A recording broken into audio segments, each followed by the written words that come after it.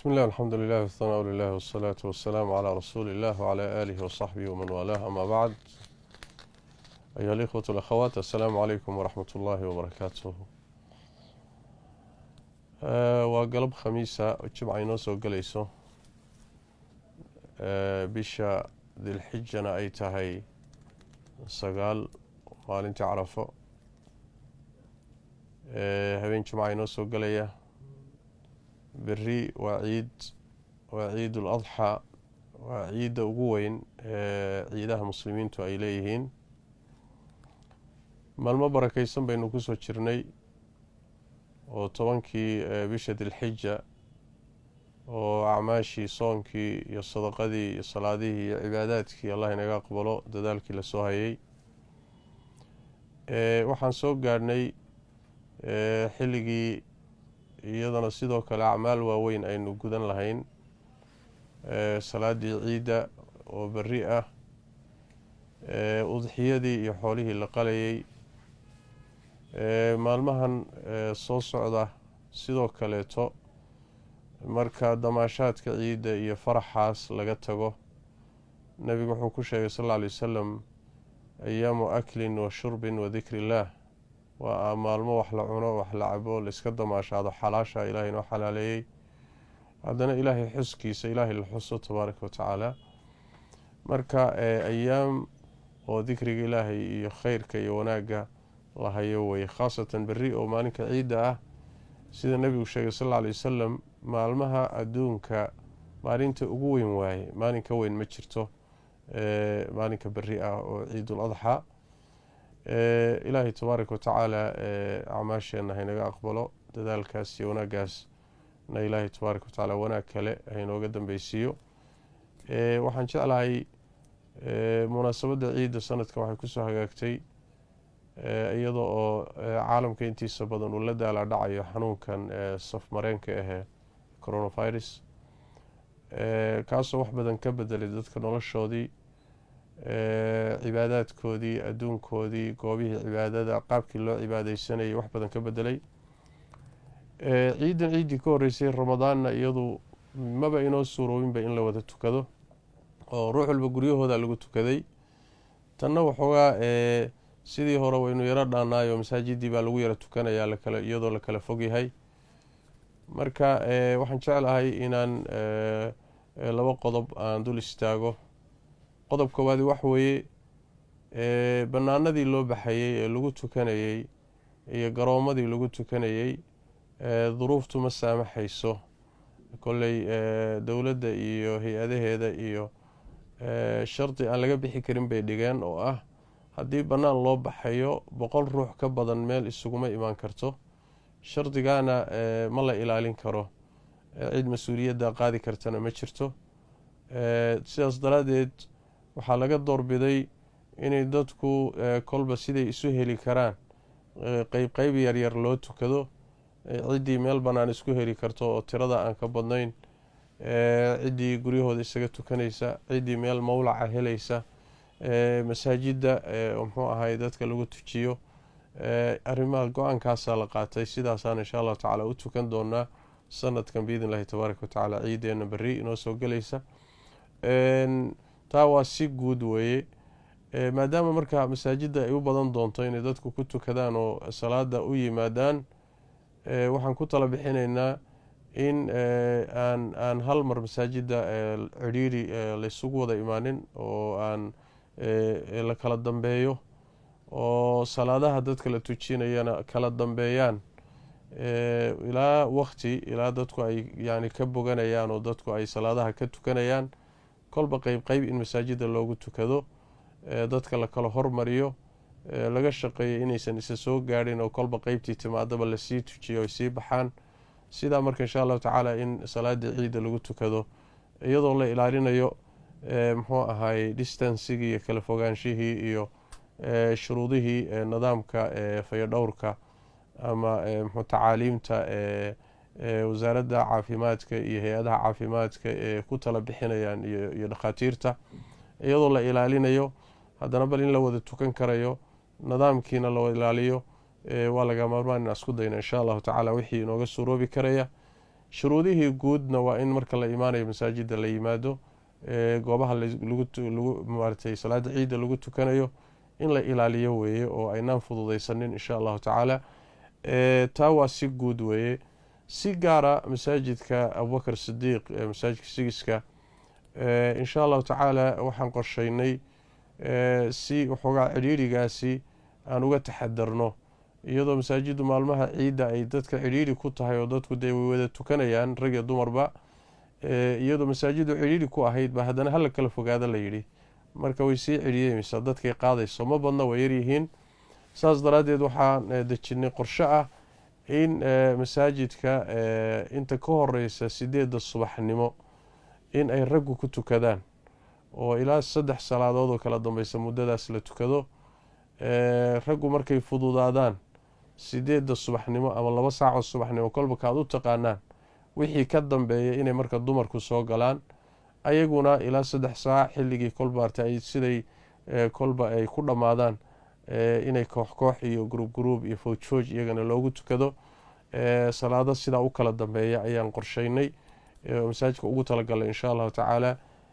imaamiyadii tujin lahaana waa diyaarinay, waqtiyadii la tukan lahaana waa diyaarinay, dadku meelahay kala bixi lahaayeen iyo suusan cidhiidhi u yimaadeenna insha allahu tacaala iyadana waa la diyaariyey.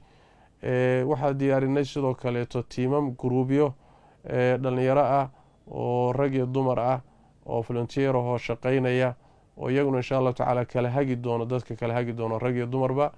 oon jecel lahay insha allahu tacaala in loo dhaga nuglaado oo la maqlo nidaamka masaajidka loogu talagalay saysan runtii wax inoogu soo noqonin, ama inaguba aan u taxadarno oo taxadarkeena u qaadano xanuunkani hadduu ruuxayo ama maaragtay qarsoon yahay inuusan dhexdeena ku faafin, ama ma ahee nidaamkii loogu talagalay isu imaadyada aynu u ilaalino insha allahu tacaala. in ruux walba isxilqaamo, dadka idinkala nadaaminahayana insha allahu tacaala warkooda la dhageysto. mikrofoonka masaajidka laydinka hagi doonaa insha allahu tacaala. masaajidka waxaa lagu tukan doonaa qeybihiisa kala duwan. qeybta dhismuhu ku socdo waa la diyaariyey, waa lagu tukan doonaa insha allahu tacaala. qeybtii hore masaajidka lagu tukan jirin iyadana waa lagu tukan doonaa. qeyb waliba waxay leedahay intaasoo qeybood oo kalena sii kala xidhan oo mid walba meel gooni oo laga galay meel gooni oo laga baxay leedahay. waa laydinkala tawjiihin doonaa insha allahu tacaala. inaad marka waxaweye sidaasi dadaalkaasi la muujiyo insha allahu tacaala, oo aada loo ilaaliyo, nidaamka loo ilaaliyo intii suurtagal ah insha allahu tacaala. waynu dadaalaynaa, laakiin waxaad ogaaneysaan laga yaabo khalad ruux ka dhacay ama koox yar ka dhacay in social mediahaasi inta la geliyo oo la buunbuuniyo oo kadibna masaajidii iyo furnaanteedii halis u geysto ayaa dhici karaysa. dadka qaar waxaa jira sida daqsigoo kale ahoo muxuu ahay meeshii xun iyo meeshii khalad ka jira iyo halkaasay aadaan. marka inaga xaggeena taxadir inaan samayno wey insha allahu tacaala intii suurtagala hala taxadaro. qodobka xigay wuxuu yahay on jecla isagan inaan baraarujiyo caruurta yaryarka ah. waxaan jeclaan lahayn masaajid ayaan la keenin, caruurta guryaha ayaan laga soo bixinin, guryahooda ha ku tukadeen, meeshooda ha lagu tujiyo.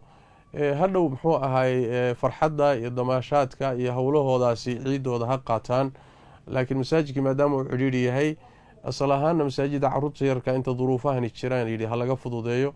caruurta yararka ah masaajida in la keeno ha laga taxadaro insha allahu tacaala. waxaa kaloo laga taxadaraya maadaama cidhiidhigu jiro oo culaysku jiro, dadka sidoo kale da-da ah ama xanuunada khaaska qaba ama muxuu ahayey u jilicsan xanuunkan oo kaleeto, dadkaana waxaan kula talin lahayn iyaguna ina meelahooda isaga tukadaan oo muxuu ahay guryahooda ama meel hadday isku heli karaan gurigay degan yihiin dad yar ay wada tukadaan oo meelahooda ay ku ekaadaan. iyadana waa talabixin baan ku siinaynaa insha allahu tacaala. intaas kadib wixii tafaasiile kale insha allahu tacaala waqtigeeda ayaa mikrofoonka laydinka siin doonaa biidn illahi tabaaraka watacaala. laakiin waxaan ku celinayaa dumarku subaxdan hore yayna kusoo talagelin, wixii 8 iyo wixii ka dambeeya ayaa masaajidka loo furi doonaa insha allahu tacaala. allah idin barakeeyo. intaa waxaan ku xidhayaa oo ugu dambeysiinayaa berri waa jumce, ciid baana soo gashay. waxaa iswaafaqay 2 ciidood, ciiddii yarayd ee jumcada iyo ciiddii weyneyd ee carafada ayaa iswaafaqay, ciidul adxa. markaasoo kale saa markay isu waafaqaan nabigeena sal ly slm waqtigiisi bay iswaafaqeen oo isku soo hagaageen. nebigu sal alla alay wasalam wuxuu jideeyey in sida fiican ajirka badan shakiya hadal uusan ku jirin waxay tahay in ciidana la tukado jumcadana la tukado. taas iyadu waxa weeye hadal male, waana sida nebigu sameeyey sal alla alay wasalam, wainaa mujamicuun, waanan jumcaysanaynaa buu nebigu yuri sal alla alay wasalam. waxaa kaleeto oo sida xooga badan dadku ay ruqso u haystaan hadday salaadii ciidda jamaacadeedii ka qeyb galaan oo wada tukadaan in ay markaa kadib ay jumcada ka tagaan oo muxuu aynan imaanin. ruqsadaasina way jirtaan oo ruqso ka qaataan jumcada. hadday ruqso ka qaataan jumcada aynan imaanin, bedelkii jumcada duhur bay tukanayaan oo meelahoodaasay duhur ku tukanayaan. haddii matalan waxa weye ay banaanada u baxaan ama guryahooda joogaan oo aynan markaa salaadii jumcada kasoo qeybgelin, markaa duhur inay tukadaan weye, waa laga maarmaan. ra'yi tabar daran baa jira oo shaad ah oo daciif ah marka la fiiriyo masalada iyo adilada kusoo aroortay. culimadu waxay ka dhaheen oo hadda tafaasiisheeda aana gelaynin.